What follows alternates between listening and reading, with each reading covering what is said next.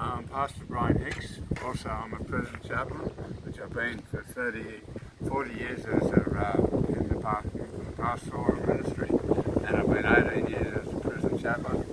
I've had the privilege to go over to Hong Kong out of this in 2010, and I went to a ministry over there which was called Jacqueline Ministry, and I had the opportunity to be able to minister to the triads over there. I've had an opportunity to stay there with them, eat with them, pray for them, and I found it a very, very great ministry because it was to do with, they were called opium addicts and heroin addicts, and a great ministry. They got set free. And they used to, Pastor Jackie used to, at the time when I was over there in 2010, we used to go into Wall City, where Jackie used to get the ones to get saved, and then they would go to the camp and stay in the camp for 24 hours and be prayed for so they could get set free from the heroin and opium, whatever they were on. It was a tremendous ministry. I had the privilege to meet Jackie. The trouble is, when I did meet Jackie, because when we were in Wall City, we weren't to speak and talk just as a visitor to people, but talk to them and pray for them. And you wouldn't believe it, at the time there was a guy who came in, I think he was a solicitor at the time, and he came and sat next to me and asked me the question, what are we to do? And I told him to pray, and I found out he wasn't a Christian. And then I said, just to pray, and he didn't know what to do. And unfortunately, because I was talking to him, Jackie didn't realise I was talking to him about the ministry and what to do. She thought I was just having a conversation as just a friend or something. Anyway, she came over and she went crook on me.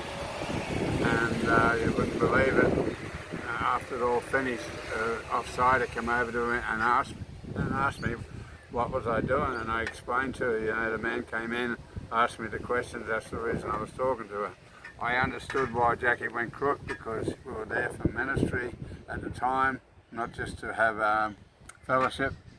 And out of that, Jackie, we were walking down the street in Hong Kong, and Jackie, would you believe, come up to me and apologised because offside had helped her understand what I was doing, which was good. And after that, when I was in Hong Kong, I was asked to, I had $25 Hong Kong money, and I thought I might as well use it up. And you wouldn't believe, I looked for a restaurant, because all the restaurants were in Chinese. And this man came up behind me, I don't know if it was an angel or what it was.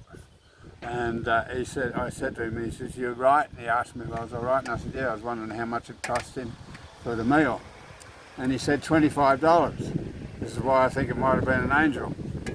And so I went in there, and it was empty, except for two people. And little I knew, the way to put me dinner, he put me with the two people. And I said to God, I was praying, I said, "God, I can't talk Chinese." And you wouldn't believe one of the guys could talk, the guy could talk Chinese and his wife couldn't. So I sat with them and got a conversation with him, got a very good rapport with him, and he paid for my meal. So I still had $25 left. And then he asked me to come and would I like to go into a business with him? And I said, "What doing?" He says, "I got a factory here."